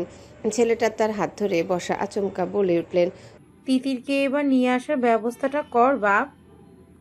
আমি স্পষ্ট টের পাচ্ছি আমার জীবন শেষের দিকে। তোকে সংসারী দেখে আমি মরতে চাই। তিতিরের হাতে আমি সংসারটা বুঝিয়ে দিয়ে বিদায় নিতে চাই। ওকে নিয়ে আয়। থমকালো রাহাত। মায়ের কথায় যন্ত্রণাতে হৃৎপিণ্ডে এসে লাগলো। কেঁপে উঠলো হাত দুটো। মায়ের তিতিরের কথা মনে আছে? সে তো ভেবেছিল মাটা তার ভুলে গেছে তিতিরের কথা। ছেলে সারা শব্দ না পেয়ে আবারও হাত নাড়ালো। আমরা সিঙ্গাপুর যাওয়ার আগেই নিয়ে আয়। সাথে নিয়ে যেতে না পারি অন্তত দেখে যাই, তোর বউ করে রেখে যাই। ফিরে আসতে আসতে যদি হায়াতে না কুলায়। কেউ বোধহয় রাহাতের কলিজাটা ছিঁড়ে নিতে চাচ্ছে। ভিতরে রক্তক্ষরণের যন্ত্রণায় চোখ জ্বালা করছে। মাকে কি করে বলবে তার পরিটা আর তার নেই, ছিল না, আর না তো কখনো তার হবে। সে তো অন্যজনের নামের বৈধ নারী। নিজেকে সামলে নিয়ে কোনো মতে বলল, আমরা ফিরে আসি, তারপর ধুমধাম করে ওকে ঘরে তুলব মা। এত তাড়াহুড়োয় কি এসব হয়? রানী বেগম মানতে নাড়া। চোখ মুখ মলিন করে বললেন, খুব হয়। খোদা আমাকে ফিরিয়ে আনলে তো আলহামদুলিল্লাহ। নিজে ধুমধাম আয়োজনে ঘরে তুলবো ওকে। তবে বিয়েটা পড়িয়ে রেখে যাই, মনের শান্তি। আমি না ফিরলেও তুই নিয়ে আসিস, তখন না হয়। রাহাত এই মুহূর্তে নিজেকে সবচেয়ে অসহায় মানুষ বলে মনে করলো। ডাক্তার পই পই করে বলে দিয়েছেন কোনো ধরনের মানসিক প্রেশার এই মুহূর্তে ওনাকে দেওয়া যাবে না। তার মধ্যে কি করে বোঝাবে এখন? মা, আমরা দেশে আছি আর 3 দিন। তোমার যা শরীরের অবস্থা, আমি কিভাবে এসব করব বলো তো? সময় স্বল্পতা। তাছাড়া ও তো একটা মেয়ে। ওর পরিবার ছেলের খোঁজ খবর নেবে না? না নিয়ে মেয়ে দেবে? আর এত অল্প সময় তারা একদম রাজি হবে না। রানী বেগম গো ধরার মতো করে বললেন, তুই তো কোনো দিকেই কম না বাবা। আমাদের সব আছে, খালি মানুষ ছাড়া। আমি আজ আছি, কাল নেই। সবই তো তোর আর ওর থাকবে। সেটা তো কথা নয় মা। তুমি তোমার মেয়ের বিয়ে একদিনের পরিচয় দিয়ে দেবে? দেবে না বলো তো? তাহলে ওরা কেন দেবে? আমরা না হয় জানি মেয়ে সম্পর্কে, ওরা তো আর আমার সম্পর্কে কিছু জানে না। অন্তত কয়েকটা দিন সময় লাগবে না? বলি কি, আমরা ফিরে এসেই। তুই কালকেই যাবি ওর বাড়িতে। দিদি তো জানে তোর সম্পর্কে, তাই না? বলবি ওদের খোঁজ নিতে। এক কাজ কর, আমাদের ফ্লাইট পিছিয়ে দে। রানী বেগমের শ্বাস প্রশ্বাস দ্রুত হচ্ছে। টের পেতেই থেমে গেল রাহাত। ব্যস্ত গলায় মাকে ভরসা দিয়ে বলল, কাল রাতের ট্রেনেই রওনা দিয়ে দেবো, কেমন? শুধু ফ্রেশ হতে গেলেও একেবারে শাওয়ার নিয়ে বেরিয়েছে তিতির। ঈদের দিন সকালে সাধারণত সকাল সকালই শাওয়ার নেয়, যদিও আজ একটু বেশি সকাল। চুলে তোয়াল পেঁচিয়ে বের হতে চোখ পড়ল বিছানায়। ঈশান উঠে পড়েছে। বিছানার হেডবোর্ডে হেলান দিয়ে বসা, কোলের উপর বালিশ। চোখে মুখে রাজ্যের অসন্তোষ। সরু চোখে তাকিয়েছে তার দিকে। ঈশানের নগ্ন পেশিবহুল শরীরে চোখ পড়তে দৃষ্টি সরিয়ে নিল। চুল মুছতে মুছতে ড্রেসিং টেবিলের কাছে আসতে আসতে বলল, ঈদ মোবারক। ঈশান জবাব দিল না। ঘাড় বাঁকিয়ে তীক্ষ্ণ দৃষ্টিতে তাকিয়ে রইল তিতিরের দিকে। আশ্চর্যজনকভাবে তার রাগ উবে গেছে। ঘুম ভেঙে তিতিরের নরম তুলতুলে পেটের বদলে হাতের নিচে শক্ত। টের পেতে ঘুম ভেঙেছে ঈশানের। হাতের নিচে বালিশ দেখে বেশ চটা চটেছে সকাল সকাল। তবে সদ্য সাবান নিয়ে বের হওয়া স্নিগ্ধ রমণীটির দিকে তাকিয়ে রাগ একদম মুখ থেকে বের হতে চাচ্ছে না। গায়ে নরমাল সুতির একটা সালোয়ার স্যুট, পুরো অঙ্গে বিন্দুমাত্র কোনো কৃত্রিম প্রসাধনের ছোঁয়া নেই। দীর্ঘ সময় শাওয়ার নেওয়ায় হয়তো চোখ দুটো বেশ লাল। কাল ঘুম না হওয়াটাও একটা কারণ হয়তো। ফুলো ফুলো মুখটায় এত মায়া। ঈশানের সাড়া না পেয়ে তাকালো তিতির, তার দিকেই তাকিয়ে আছে। মাথায় তোয়ালেটা মেলে দিল। বারান্দায় গিয়ে ফিরে আসার পরও একই দৃশ্য। এবার না থাকতে পেরে জিজ্ঞাসা করেই বসলো। ওভাবে তাকিয়ে আছেন কেন? মনে হচ্ছে খেয়ে ফেলবেন। কোথায় গিয়েছিলি? তিতির বিরক্ত মুখে এক নজর ফেলে গিয়ে বসলো আয়নার সামনে। মুখে ময়শ্চারাইজার লাগাতে লাগাতে বলল, দেখে কি মনে হচ্ছে? সাত সকালে শাওয়ার নিতে কি বলেছে? ঈদের দিন একটু পর তো এমনিতেই নিতাম শাওয়ার। এভাবে নিচে যাবি? এখনো নিশ্চিত বাড়ির কেউ শাওয়ার নেয়নি? ব্যাকেলের মতো ভেজা চুলে সময়ে সময় সবার সামনে গিয়ে দাঁড়িয়ে থাকবি? বোধ বুদ্ধি নেই? তিতির ঠোঁট উল্টায়। আজব কথাবার্তা। শাওয়ার নিলে সমস্যা কি? চুল না সকালে আমার কি দোষ? ঘরে হেয়ার ড্রায়ার আছে, ওটা ইউজ করতে কি হয়? চুল নষ্ট হয়ে যায়, আমি হেয়ার ড্রায়ারে চুল শুকাই না। তাছাড়া আগেও আমি সময় অসময়ে শাওয়ার নিতাম, সমস্যা কি? ঈশান দাঁতে দাঁত চেপে বলল, এখন তো ম্যারিড, স্টুপিড। সবাই কি ভাবে বলতো? সেদিন চেহারির সময় শাওয়ার নেমে ভেজা চুলে মেলে দিয়ে চলে গেলি, সবাই মুখ টিপে টিপে হাসছিল, চোখে পড়েনি গাধা? হতভম্ব হলো তিতির। লজ্জাও পেল বেশ। অত কিছু তো সে ভয় পাইনি। আগের অভ্যাস এখনো রয়ে গেছে। আগেও এমন করতো সে। কিছু করলে সেটা আলাদা কথা, কিছু না করে যদি বদনামের ভাগিদার হতে হয়, এটা সমস্যা আছে আমার।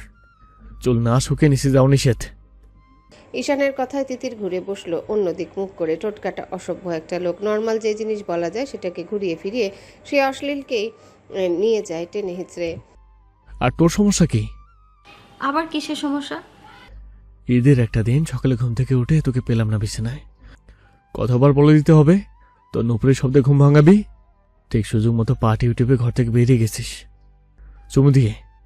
মাথায় আলতো করে হাত বুলি দেওয়া তো ডাকাতো দোষ। ঈশানের এত আদরে কথায় লাজুক হাসলো এদিক ফিরে। কৈফিয়ত দেওয়ার মতো নরম কণ্ঠে বলল, রাত জাগলেন, সকালে কিভাবে এত ভোরে ডেকে তুলবো? ঘুমের মানুষ ডেকে তুলতে মায়া হয় তো। মেয়েটার আহ্লাদি কৈফিয়ত এই বুকটা প্রশান্তিতে চিনচিন করে উঠল। তবে ওপরে ওপরে নরম হলো না। রাশভারী ধমকে গলায় বলল, ঢং করবি না, মায়া দেখাচ্ছিস? রাতে বুকে মাথা রাখলে আপনার রোগীর মতো হাসপাস করিস, কোমর জড়িয়ে ধরলে ছটফট করিস, আবার আমার বুকে নিলে কাঁপাকাঁপি করিস। সে সবই তোর সমস্যা। তখন আমার কি দুর্দোষ হয় ভাবতে পারছিস? তখন তোর মনে হয় না? তিতির এত বিস্তারিত বর্ণনায় লাজে রাঙা হলো, কুণ্ঠিত হলো শরীর। ধীরে ধীরে চুলগুলো চিরুনি করতে করতে বলল, চেপে ধরেন, দম বন্ধ হয়ে যায়। আমার কি দোষ? নিজের শরীর আর আমার শরীর মিলিয়ে দেখেছেন? তিতিরের ভেজা চুলের পানিতে পিঠের জামার অংশ একদম ভিজে উঠেছে। পেছনের চুলগুলো সামনে নিয়ে চিরুনি করছে বিধায় ঘাড়ের উন্মুক্ত অংশ থেকে শুরু করে ভিজে একসার হওয়ায় ভিতরে কালো ইনারটাও ফুটে উঠেছে।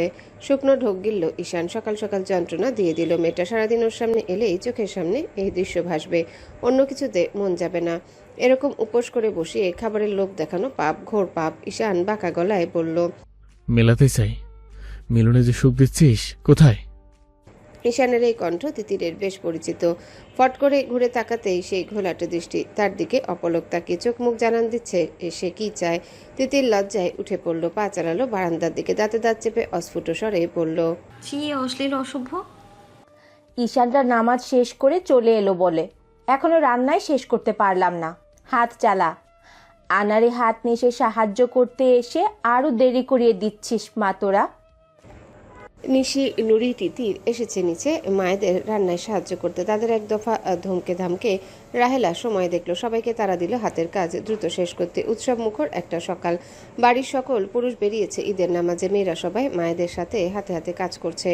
ঈদের দিন সকালবেলা মায়েদের সাথে রান্না করার অন্যরকম অনুভূতি। চন্দ্রা দেওয়ান সোফায় বসে আছেন, মুগ্ধ চোখে বাড়ির সকলের ব্যস্ততা দেখছেন। রিশা, রোশনি, রাফি তিনজনই বাবা চাচা ভাইদের সাথে ঈদের মাঠে গিয়েছে। তিতির একে একে সব খাবার এনে সাজিয়ে রাখা হচ্ছে ডাইনিং টেবিলে। নামাজ থেকে এসে খাওয়ার জন্য হামলে পড়বে এক একজন। রাহেলা দেওয়ান কাজ করার ফাঁকে এতক্ষণ মেয়েদের দিকে নজর দেওয়ার সময় পেল। খিচুড়ির হাঁড়ি নামাতে নামাতে ধমকে উঠলেন মেয়েদের, তোরা এখনো জামা কাপড় পরিসনি কেন এদের? এদিককার কাজ তো শেষই প্রায়। আমরা আছি কি করতে? যা উপরে গিয়ে ঈদের ড্রেসগুলো পর। ওরা চলে এলো বলে একসাথে খেতে বসবি। মাথা নেড়ে নিশি, নুরি তিতির উপরে যেতে উদ্যত হতেই রাহেলা ডাকলেন নিশিকে। নিশি এগিয়ে আসতে রাহেলা গলা নামিয়ে বললেন, নুরিকে একটু দেখিস মা, মেয়ের মনটা ভালো নেই। সাজগোজ করার ইচ্ছেটা হবে না ওর, এটা জানি, তবে তোরা জোর করে সাজিয়ে গুছিয়ে দিবি, ওর মনটা যেন ভালো থাকে, কেমন? নিশি মাথা নাড়ালো, মাকে আশ্বাস দিল। রাহেলা সিঁড়ির দিকে তাকালো আরেকবার, তিতিরের দিকে তাকিয়ে বলল, তিতিরকেও দেখবি, বিয়ের পর ওদের প্রথম ঈদ। আমার ছেলেটা তো এমন ব্যবহার করে যেন রসকসহীন। তিতিরটা ঘুরতে খুব পছন্দ করে, ওকে শাড়ি পরিয়ে দিবি। ঈশানকে আমি রাজি করাবো মেয়েটাকে ঘুরতে নিয়ে যেতে। তোরা ওদের একটু স্পেস দিবি, কেমন? ছেলে মেয়ে দুটো বিয়ের পর কোথাও ঘোরাঘুরি করেনি। নিশি মায়ের কথায় হাসলো, মাথা নেড়ে সায় দিল। এটা তার আর নিয়াজের প্ল্যানেও আছে। সবাই একসাথে ঘুরতে বের হলেও ঈশান আর তিতিরকে আলাদা করে দেবে, একটু নিজেদের মতো সময় কাটাক দুজন। ঈদের একটা দিন নামাজ পড়ে বাসায় এসে শান্তিতে একটু খেতেও পারলাম না, এক গাদা কাগজপত্র এসে হাজির বাড়িতে। এইসব আজকের দিনে বসে বসে দেখতে ইচ্ছে হবে? অসহ্যকর একটা চাকরি করি আমি। সাজিদ রাগে গজগজ করছে, পায়চারি করছে ঘোটা ঘর জুড়ে। টেবিলের উপর সকাল থেকে রান্না করা খাবারগুলো ঠিকঠাক করছে অনিমা, সাজিদের মা, আর মিটিমিটি হাসছে দুজন। সাজিদের রাগ দেখে অবশ্য রেগে যাওয়া নেহাত এমনি এমনি নয়। মার্ডার কেসগুলোর প্রথমজন থেকে শেষজন অবধি সকলের পোস্টমর্টম রিপোর্ট থেকে শুরু করে যাবতীয় তথ্যের ফাইল এসে হাজির হয়েছে সাজিদের বাড়ি। ওপর মহল থেকে পাঠানো হয়েছে, আজ সকালে এসে পৌঁছেছে। পরশুর মধ্যে সকল ফাইলপত্র চেক আউট করে প্রপার একটা রিপোর্ট জানাতে হবে সাজিদের। অনিমা খাবার প্লেট সার্ভ করতে করতে ডাকলো সাজিদকে খেতে বসতে। সাজিদের বাবা মাও তারাও বসে গেছেন খাবার টেবিল। এখন আর হা হুতাশ করে কী লাভ বলো? দায়িত্বে ছিলে, তোমার নিজের এলাকায় তুমি থাকতে দুটো মার্ডার হয়ে গেল। এর আগেরগুলো সব মিলিয়ে সরকারও চাপের মধ্যে আছে। মিডিয়ার কাজ কারবার দেখছো না? সাজিদ দীর্ঘশ্বাস ফেললো। মিডিয়া পুরোটা দায় চাপিয়ে দিচ্ছে পুলিশের উপর। সাজিদ ভেবে পায় না ইচ্ছে করে কেন তারা এত জঘন্য একটা কেস ধামাচাপা দিতে চাইবে। সাধারণ মানুষ আবার সেই ফেক নিউজগুলোকে বিশ্বাস করে হট্টগোল করছে। গতকাল তো তাদের ঢাকার মেন অফিসের সামনে এক দফা আন্দোলন করে গিয়েছে। 7 দিনের মধ্যে ক্রিমিনালকে ধরার কড়া আলটিমেটাম দিয়ে গিয়েছে। চাপ মাথার উপর এসে বসে আছে। সাজিদ বিরক্তির সাথে টেবিলে এসে বসতেই হুড়মুড়িয়ে বাড়িতে ঢুকলো একটা বাইক। এই সময়কে আসতে পারে বেশ ভালো করে জানা আছে, অনিমাও জানে।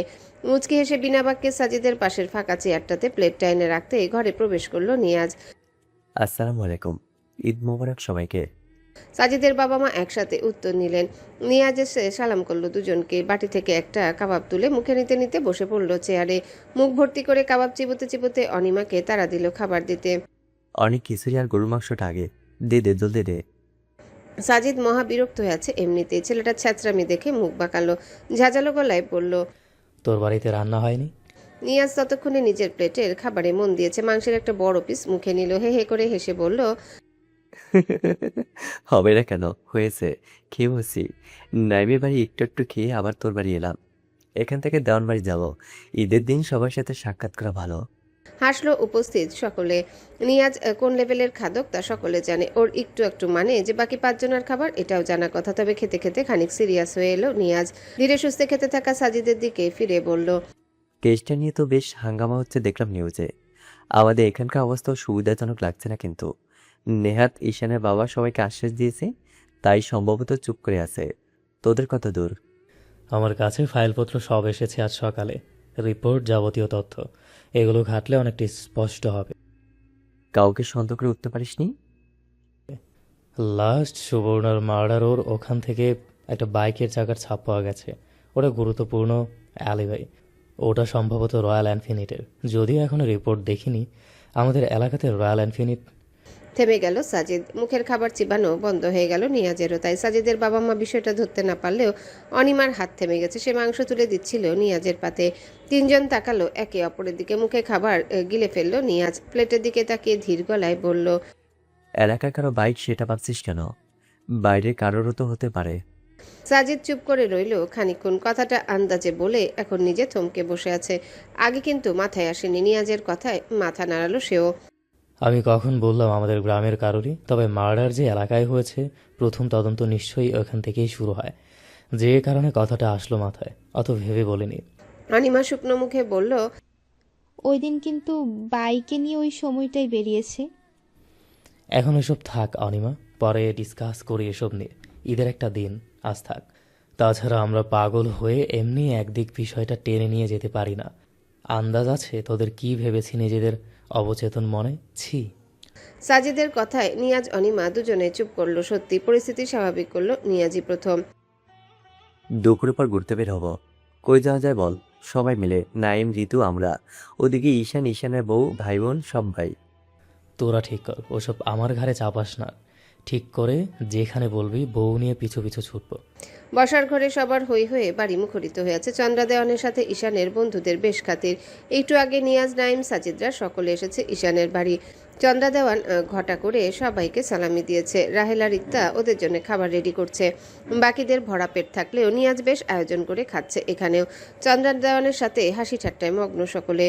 বেলা 12টা বাজে। এসে ওরা তারা দিচ্ছে বাড়ির সবাইকে তৈরি হতে, ঘুরতে বের হবে। সবাই ছুটেছে নিজেদের ঘরে। ঈশান অবশ্য বেশ গাইগুই করছে, সে ঘুমাতে চায়। রাত্রিরে ভালো ঘুম নাকি হয়নি, এই অজুহাতে এখনো দিদার পাশে ঠেকনা দিয়ে বসে আছে। বন্ধুদের এক একজনের হাবাতে পনা দেখতে ব্যস্ত। একই সাথে নিয়াজ এই নিয়ে তৃতীয়বার বিরিয়ানি নিল পাতে। বাকিরা অল্পতে সীমাবদ্ধ থাকলে ওকে দেখে মোটেও মনে হচ্ছে না আরও কয়েকবারেও থামবে। ঈশানের ওঠার কোনো হেলদোল নেই দেখে ভ্রু উচালো নিয়াজ। তুই রেডি হতে যাচ্ছিস না কেন? আজ দুধ নেই দোস্ত, গরমও কম। বাইরে কি পরিমাণ বাতাস দেখেছিস? আল্লাহ মেহরবানি করেছে। যা যা দ্রুত তৈরি হ, প্রায় ঘন্টাখানেকের রাস্তা। যেতে যেতে দেরি হয়ে গেলে মজা নষ্ট।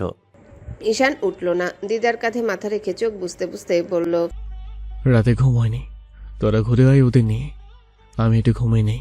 ফিচেল হাসলো বন্ধুগুলো। নাইম বাঁকা গলায় বলল, রাতে চুরি তো করতে বেরিয়েছিলি। নিয়াজ তালে তাল মেলালো। নাইমের একই বাঁকা গলায় বলল, ঘরে নতুন বউ রেখে ঘুমায় গে? আজব কথা তোদের। দেওয়ান সাহেবের ঘুম না হওয়া ভীষণ যুক্তিযোগ্য। আহারে বেচারা। ঈশান তপ্ত চোখের চাহনি দিল। রান্নাঘরে মা চাচিরা সকলেই মুখে আঁচল চাপা দিয়েছে ছেলেগুলোর এমন কথায়। চন্দ্রা দেওয়ান তো শব্দ করেই হেসে ফেলেছেন। ঈশান বিরক্ত হলো। ঘরভর্তি সকলের সামনে উল্টাপাল্টা কথাবার্তা ছেলেগুলোর। অবশ্য ঈশানের চোখ রাঙানি কেউ ভয় পেল না। অনিমা হাতের পায়েসের বাটি টেবিলে রাখতে রাখতে বলল, আমাদের বোনটা আজ ঘোরার এনার্জি পাবে তো দিদা, বলো? চন্দ্রা দেওয়ান নাতির চুলে হাত বুলাতে বুলাতে বললেন, বিয়ে করবেই না। এখন নাতি আমার রাতের ঘুমই হয় না বউ পেয়ে। দিদা, তুমিও শুরু করলে ওদের সাথে? তাই এরকম একটা লেম টপিক নিয়ে? তীব্র প্রতিবাদ করলো সাজিদ। এবারে গোমরা মুখে বসে থাকলেও কথা বলল এতক্ষণে। রান্নাঘরে ঈশানের মা চাচিদের লক্ষ্য করে এদিকে গলা নামিয়ে বলল, ল্যাম টপিক কোনটাকে বলছিস? এটা ল্যাম টপিক। তিতিরকে ট্রান্সফার করে দেই তোর রুম থেকে, দেখবো ঘুম হয় কিনা। ঈশান জবাব দেয় না, কপালে ভাঁজ ফেলে অন্যদিকে চোখ সরিয়ে নেয়। ঋতু হাসতে হাসতে বলল, তখন তো আরও ঘুম হবে না ঈশানের, বউয়ের শোকে কালি পড়ে যাবে চোখের নিচে। শাট আপ গাইস, থাম এবারে। থামার বদলে হাসির আওয়াজ আরো দ্বিগুণ হলো এক একজনার। চন্দ্রা দেওয়ান হেসে নাতির দিকে ফিরলেন। দাদা ভাই যাও, তৈরি হয়ে যাও, সবাই বের হতে চাচ্ছে, একটু ঘুরে এসো। রাহেলা এসেছে এখানে। ছেলে মেয়েগুলোর এটো প্লেটগুলো ট্রেতে তুলতে তুলতে নিজের ছেলেকেও ধমক দিলেন, বিয়ের পর প্রথম ঈদ, তোর সকালাত না থাকতে পারে, আমার মেয়েটারও কি নেই? যে কোনো অনুষ্ঠানে শাড়ি পরতে কি পরিমাণ ভালোবাসে আমার মেয়েটা। দিয়েছিস কি ওকে শাড়ি টাড়ি কিছু? যা ঘুরিয়ে আন ওকে। সবার তাগাদায় বড্ড অনীহার সাথে উঠল ঈশান। সত্যি ঘুমে জর্জরিত তার চোখ দুটো। এই ভর দুপুরে ঘোরাঘুরি তার আজকে পোষাবে না। তবে সবাই যে পরিমাণ তৈরি হয়ে এসেছে স্পষ্ট বোঝা যাচ্ছে তাকে বেন না করে ছাড়বে না। সবার জোরাজোরিতে নিজের রুমের দিকে হাঁটা ধরল ঈশান। তিতিরের জন্য একটা শাড়ি কিনেছিল সে, ঢাকা থেকে আসার দিনই নিয়ে এসেছিল, আলমারিতে রেখেছে। বোকা মেয়েটা সেটা দেখলো কিনা কে জানে। ইতস্তত করে শাড়িটা নিজ হাতে দিতে পারেনি সে। দেওয়া উচিত ছিল। কার দেওয়া শাড়ি পরবে আর তার মেজাজটা যাবে খারাপ হয়ে। চোখে সানগ্লাস এঁটে রাস্তায় উবারের জন্য দাঁড়িয়ে আছে রুষা। 15 মিনিট আগে গাড়ি আসার কথা থাকলেও ঈদের দিন হওয়ায় এখনও এসে পৌঁছায়নি সম্ভবত। আজ গরমের তীব্রতা তেমন না থাকলেও খুব একটা কমও নয়। ঢাকা শহরে গ্রীষ্মের দিনে ঠান্ডা আবহাওয়া আশা করা বৃথা। কড়া পারফিউমের ঘ্রাণে ঘাড় বাঁকিয়ে তাকালো পাশে। একজন পুরুষ এসে দাঁড়িয়েছে, চোখ সরিয়ে নিল। ফোন হাতে গাড়ির লোকেশন দেখছে। তার মধ্যে শোনা গেল পাশের পুরুষটির কণ্ঠ, আপনি ফ্লিপ ফ্লোরের ব্লক এতে থাকেন না? রুষা আর চোখে তাকালো, মৃদু মাথা নাড়ালো, ধীর গলায় উত্তর নিল, জি। আমি একই ফ্লোরের ব্লক বিতে থাকি। আপনি একাই থাকেন বুঝি? রুষা এবার ভ্রু কুচকে তাকাতে এক হাত তুলে কৈফিয়ত দেওয়ার ভঙ্গি করে পড়ল, আই এম সরি সেভাবে কিন্তু বলিনি আমি। আসলে আমি আমার ফ্যামিলি সহ পাশের ফ্ল্যাটে উঠেছি গত মাসে। আমি যদিও থাকি না এখানে, তবে মা বলল আপনি একাই থাকেন বহু বছর হলো। নর্মালি আর কি জিজ্ঞেস করলাম তাই। সব সময় থাকা হয় না, মাসে কয়েকদিনের জন্য আসি আর কি। বাই দ্য ওয়ে, আমি তাহমিদ কায়েস, আপনার প্রতিবেশী বলতে পারেন। আমি রুশমিতা মির্জা, অ্যান্ড হ্যাঁ, আমি আপনাকে চিনি। তাহমিদ বোধহয় অবাকই হলো খানিকটা, কারণ সে মেয়েটাকে আজই প্রথম দেখলো। তাদের আগে কখনো দেখা হয়েছে বলে মনে পড়ল না। তার চাকরির সূত্রে দূরে থাকতে হয়। আমাকে চেনেন কিভাবে? রুষা চোখে সানগ্লাস নামালো খানিকটা, কেমন একটা বাঁকা হাসলো, বাঁকা গলাতেই বলল, আপনি 49তম BCS রাইট? শিক্ষা ক্যাডার, সমরেশগণে একটা কলেজের বাংলা টিচার। হা হয়ে গেল তাহমিদ। মেয়েটা অনেক কিছু জানে তার সম্পর্কে, বেশ আগ্রহ নিয়ে জিজ্ঞাসা করলো, কি করে জানেন? সেটা বড় কথা কি, বাই দা ওয়ে, তিতিরের সম্পর্কে খোঁজ নিচ্ছিলেন শুনলাম। মেয়েটা খুব ভালো, ট্রাস্ট মি। তবে সম্ভবত বিয়ের কথা চলছে ওর। হাতছাড়া করতে না চাইলে আমার সাজেশন হবে দেরি না করাই ভালো। তাহমিদ কিছু বলে ওঠার আগেই সামনে এসে দাঁড়ালো রুষার উবার। তাহমিদের দিকে তাকিয়ে মিষ্টি হাসি উপহার দিয়ে গাড়িতে উঠে বসলো। গ্লাস নামিয়ে মিষ্টি গলায় বলল, wish you a very good day mister Tahmid Kayes. হুট করে দরজা খুলে যেতেই চমকালো তিতির। শাড়ির পিন লাগাচ্ছিল কুচিতে, কারোর আসার শব্দে চমকে আঁচল ছেড়ে দিল। ঈশানের দৃষ্টি তখনও ফোনে, মন দিয়ে কিছু একটা দেখছে। আনমনে দরজা আটকে এগিয়ে আসতে পায়ের চলন থেমে গেল। সামনে কেউ একজন দাঁড়িয়ে, নিচের দিকে দৃষ্টি থাকায় শাড়ির কুচির অংশ চোখে পড়ছে। হাতে ফোনটা সরিয়ে ধীরে ধীরে নিজের নজর তুলল নিচ থেকে উপরের দিকে। 1 সেকেন্ডের জন্য মিস হলো হার্টবিট। তিতির শাড়ি পরেছে, তার দেওয়া শাড়িটা। বোকা মেয়েটা টের পেয়েছে তাহলে। সফেদ একটা শিফনের শাড়ি, গোটা শাড়ি জুড়ে মাল্টি কালারের চেরি ব্লসমের প্রজাপতির কাজ করা। ঈশানের এভাবে ঘরে প্রবেশে তিতির খেপলো বেশ। 2 পা এগিয়ে এলো সাথে সাথে। আপনাকে কতবার বলতে হবে একটু দরজাটা নক করে ঢুকবেন? ঈশান নিজের এলোমেলো দৃষ্টি সরিয়ে নিল। দ্রুত আলমারির কাছে এগিয়ে গেল নিজের জামা কাপড় বের করতে। তিতির শাড়ির সাথে ম্যাচিং করে নিজেও একটা পাঞ্জাবি কিনেছিল, একই সেটে ছিল অবশ্য। সেটা কি বের করবে না, মানে তিতির টের পেয়ে যাবে কিনা। নিজের জামা কাপড় অযথা উল্টে পাল্টে রেখে সময় নষ্ট করছে ঈশান। তিতির ঈশানের জবাব না পেয়ে সময় নষ্ট করে না। তখন থেকে কসরত করছে শাড়িটা ঠিক করার। না কুচি ঠিক হচ্ছে আর না তো আঁচল। পিছনে ব্লাউজের ফিতাটাও এখনো বেঁধে উঠতে পারেনি। এমনিতেই তাকে সবসময় শাড়ি পরিয়ে দেয় রাহেলা। আজকে তাকে আর বিরক্ত করেনি। সকাল থেকে খেটে খেটে মরছে, এখন আবার শাড়ি পরাতে বিরক্ত করার মানে হয়? আয়নায় তখন থেকে ঈশানকে দেখছে, একই জামা কাপড় বারবার উল্টে পাল্টে দেখতে বিরক্ত হলো তিতির। নিচে সবাই নিশ্চয়ই তাদের জন্য অপেক্ষা করছে। তিতির শাড়ির কুচি ধরে এগিয়ে এলো ঈশানের পাশে। মেয়েটার গায়ের কড়া বডি ওয়াশ আর চুলে সেই চিরচেনা তাকে পাগল করা শ্যাম্পুর ঘ্রাণ। চোখ বুঝে এলো ঈশানের। দেখি সরুন, জামা কাপড় সব এখানেই গুছিয়ে রাখা, পাচ্ছেন না কেন? ঈশানকে ঠেলে সরিয়ে নতুন প্যাকেট বের করে হাতে গুজে দিল তিতির। এটা সে কিনেছে ঈশানের জন্য। ঈশান তিতিরের শাড়ির সাথে ম্যাচিং পাঞ্জাবিটার দিকে তাকালো একবার, ওটা পরবে নাকি এটা। অবশেষে তিতিরের দেওয়া পাঞ্জাবিটাই পরার সিদ্ধান্ত নিল। প্যাকেট খুলতে অবাক হলো, এটা আরো বেশি ম্যাচিং লাগছে মেয়েটার শাড়ির সাথে। তিতির মিটিমিটি হাসে ঈশানকে দেখে। তিতির তৈরি হচ্ছে ড্রেসিং টেবিলের সামনে। ভারী মেকওভার সে কখনো করে না, প্রয়োজনই পড়ে না। ঈশানের সময় লাগলো না তৈরি হতে। আয়নার সামনে এসে চুলগুলো সেট করে নিল। পারফিউম গায়ে মেখে পাঞ্জাবির হাতা ফোল্ড করতে করতে চোখ পড়লো বারান্দা থেকে হন্তদন্ত হয়ে ঘরে ঢুকছে তিতির। খোলা রেশমের মতো চুলগুলো হাঁটার তালে তালে দুলছে কোমরের উপর। শাড়িটা সুন্দর মতো পড়েছে, তবে স্টাইলটা পছন্দ হলো না ঈশানের। শাড়ির আঁচল খুলে না দিয়ে কুচি দিয়ে কাঁধের উপর পিন মেরে রাখা, যার দরুন মেধিন ধবধবে উদরের বেশ খানিকটা দৃশ্যমান। ঈশান শুকনো ঢোক গিলে চোখ সরিয়ে নিল। ওভাবেই বাইরে যাবে নাকি মেয়েটা? অসম্ভব ব্যাপার স্যাপার। তিতির সামনে চুলগুলো দুহাতে ঠেলে পিছনে দিতে দিতে এগিয়ে এলো ঈশানের কাছে। মেয়েটার কাছে আসার অস্তিত্ব টের পেতে কেঁপে উঠল তার পুরুষ সত্তা। শাড়ি পরেছি, কেমন লাগছে আমায়? তিতিরের আহ্লাদি কণ্ঠে ফিরে তাকালো ঈশান। সে কি দেখেনি নাকি খেয়াল করেছে সেটা আগেই। ঝলসে যাওয়া রূপে দাঁড়িয়ে তিতির, শাড়ির আঁচল কুচি দিয়ে তুলে দেওয়া কাঁধে। তার দরুন ফর্সা ধবধবে মেধিন কোমর উন্মুক্ত, অতল গভীর অবধি চোখে পড়ছে। ঈশানের আজ বুঝি মৃত্যু নিশ্চিত করতে মেয়েটা এমন সেজেছে। তিতিরের প্রশ্নের জবাব ঈশান দিল না। তিতির খেয়াল করলো ঈশান আর চোখে একবার তাকিয়ে সরিয়ে নিল চোখ জোড়া। অপমানিত বোধ করলো আচমকা তিতির। ঈদের একটা দিন এত সুন্দর করে সেজেগুজে শাড়ি পরে সামনে দাঁড়ালো। একদম স্থির হয়ে দাঁড়িয়ে তাকালে কি মহাভারত অশুদ্ধ হয়েছে তো? ভেংচি কেটে তেতে উঠা গলায় বলল, কেমন লাগছে বললে মুখে ফোসকা পড়ে যেত। শাড়ির কুচি ধরে চলে যেতে উল্টা ঘুরতে টান পড়ল কোমরে, জমে গেল শরীর। তুলতুলে মেধির নরম লতানো কোমর, উদর জুড়ে শক্তপোক্ত খসখসে ঠান্ডা একটা হাতের অবাধ বিচরণ। শ্বাস আটকে গেল তিতিরের। কিছু বলে ওঠার আগেই কাঁধ থেকে শাড়ির আঁচল আলগা করে ঢেকে দিল উন্মুক্ত পেটের অংশ। ঈশানের তপ্ত শ্বাস প্রশ্বাসের ছোঁয়া এসে ছুঁয়ে দিল তার রক্তিম গাল। ঠান্ডা ওষ্ঠের স্পর্শ পেল তার কানের লতি। তিতিরকে চূড়ান্ত অবাক করে দিয়ে ঈশান ফিসফিসিয়ে গেয়ে উঠল। তিতির স্তম্ভিত, বাকরুদ্ধ, ভেবে পেল না এই মুহূর্তে যেটা ঘটলো তার সাথে আদতেই বাস্তবে ঘটলো কিনা সেটা, নাকি কোনো অলিক কল্পনা। এরকম একটা গান ঈশান তার জন্য গাইলো, তাকে মিন করলো। ঈশানের অবাধ্য হাতের বিচরণ তার উদরের উপর, ঘন ঘন নিঃশ্বাসে তপ্ততায় পুড়ছে তিতিরের কাঁধের অংশ, ছেয়ে যাচ্ছে সেটা সমস্ত ঘাড়। কাঁপুনি দিয়ে উঠল তিতিরের শরীর। এই এক সমস্যা খেয়াল করেছে সে বরাবরই। ঈশান কাছে আসলেই তার শরীরটা বেইমানি শুরু করে তার সাথে। মুখে না করলেও পুরোদমে বেহায়া লোকটার সাথে সাড়া দিতে শুরু করে তার শরীর। তিতির শ্বাস আটকে দাঁড়িয়ে রইল। গানটা কানে বাজছে এখনো। ঈশানের নিঃশ্বাসের শব্দ ছাড়া আর কোনো সারা শব্দ পাওয়া যাচ্ছে না। তিতির নিজের নগ্ন পেটের উপর রাখা ঈশানের হাতে নিজের হাত ছোঁয়ালো, ছুঁয়ে কেঁপে উঠল নিজেই। মিনমিন করে বলল, হ্যালো বন্ধুরা, পরবর্তী পার্ট খুব তাড়াতাড়ি আসবে, তো সবাই অপেক্ষায় থাকো। আর চ্যানেলটি যারা এখনো সাবস্ক্রাইব করোনি তারা পরবর্তী পার্ট দেখার জন্য চ্যানেলটি সাবস্ক্রাইব করে রেখো। ধন্যবাদ সবাইকে, আমাদের সাথেই থেকো।